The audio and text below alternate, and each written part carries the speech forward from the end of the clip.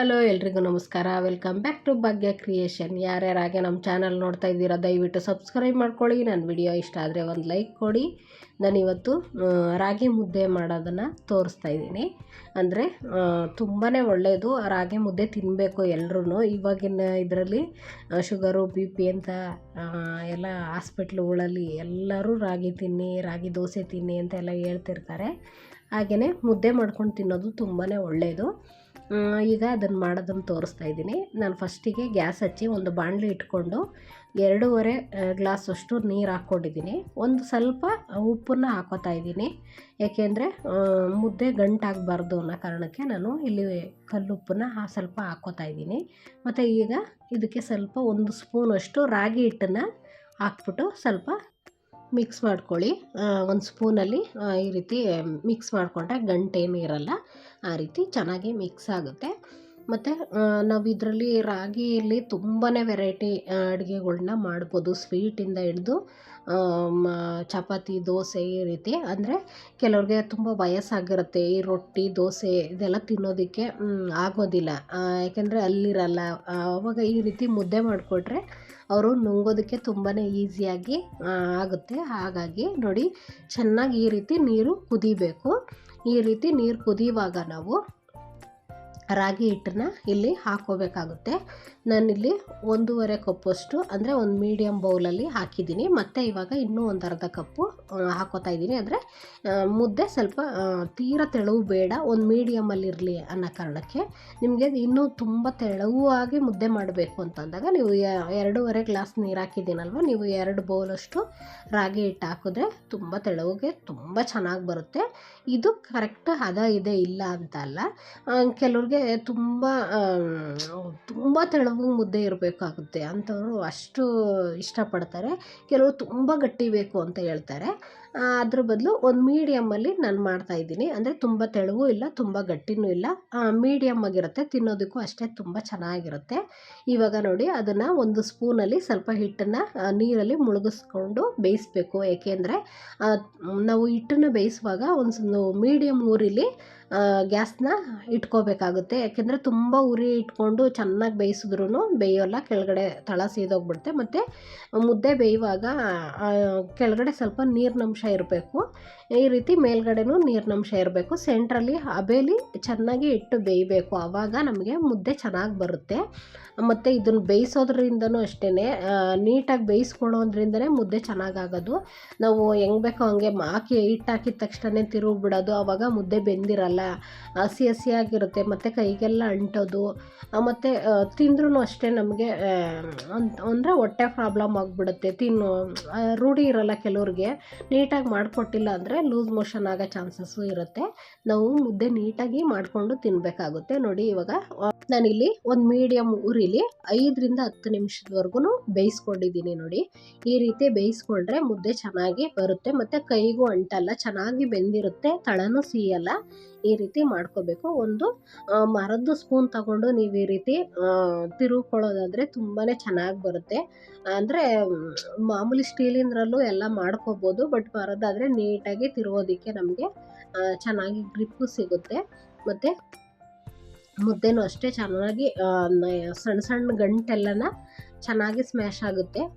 ಇವಾಗ ಈ ರೀತಿ ಚೆನ್ನಾಗಿ ಮಿಕ್ಸ್ ಮಾಡ್ಕೋಬೇಕು ನೋಡಿ. ಏಕೆಂದರೆ ಅಂದರೆ ಒಂದು ಮೀಡಿಯಮಲ್ಲಿ ನಾನು ಮಾಡ್ತಾಯಿದ್ದೀನಿ. ತುಂಬ ತೆಳು ಬೇಕು ಅಂದರೆ ನಿಮಗೆ ಅಕಸ್ಮಾತ್ ನಿಮಗೆ ಗೊತ್ತಾಗಿಲ್ಲ, ಜಾಸ್ತಿ ಹಿಟ್ಟು ಹಾಕ್ಬಿಟ್ಟಿದ್ದೀವಿ, ತುಂಬ ಗಟ್ಟಿಯಾಗಿಬಿಟ್ಟಿದೆ ಮುದ್ದೆ ಅಂತ ಹೇಳಿದಾಗ ನೀವು ಸ್ವಲ್ಪ ಚೆನ್ನಾಗಿ ಬಿಸಿನೀರು ಕಾಯಿಸ್ಕೊಂಡು ಇದಕ್ಕೆ ಹಾಕ್ಕೊಂಡು ಚೆನ್ನಾಗಿ ಈ ರೀತಿ ಹಿಟ್ಟನ್ನು ನಾದಬೇಕು. ನೀವು ತಣ್ಣೀರು ಹಾಕ್ಬಿಟ್ಟು ನಾದ್ಬಿಟ್ರೆ ಚೆನ್ನಾಗಿ ಬರಲ್ಲ. ಹಾಗಾಗಿ ನೀವು ಅಕಸ್ಮಾತ್ ಗಟ್ಟಿ ಆಯಿತು ಅಂದರೆ ಸ್ವಲ್ಪ ಬಿಸಿನೀರು ಹಾಕ್ಬಿಟ್ಟು ನೀವು ನಾದ್ಬೋದು. ನಾನಿಲ್ಲಿ ಹದ ಕರೆಕ್ಟಾಗಿದೆ, ಹಾಗಾಗಿ ಇಲ್ಲಿ ಸ್ವಲ್ಪ ತುಪ್ಪನೂ ನಾನು ಹಾಕ್ಕೋತಾ ಇದ್ದೀನಿ.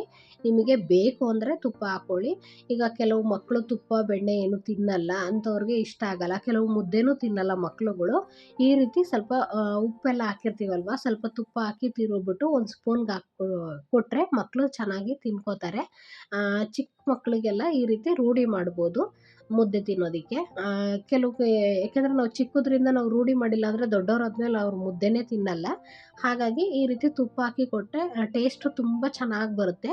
ಮತ್ತು ಮನೇಲೂ ಅಷ್ಟೇ ಕೆಲವ್ರಿಗೆ ತುಪ್ಪ ಬೆಣ್ಣೆ ಎಲ್ಲ ಇಷ್ಟ ಆಗಲ್ಲ, ತಿನ್ನೋದಿಲ್ಲ. ಅಂಥವ್ರಿಗೂ ಈ ರೀತಿ ಹಾಕ್ಬಿಟ್ಟು ಕೊಟ್ಟರೆ ಗೊತ್ತೂ ಆಗಲ್ಲ ಮತ್ತು ತಿನ್ನೋದಕ್ಕೂ ಟೇಸ್ಟಿಯಾಗಿರುತ್ತೆ.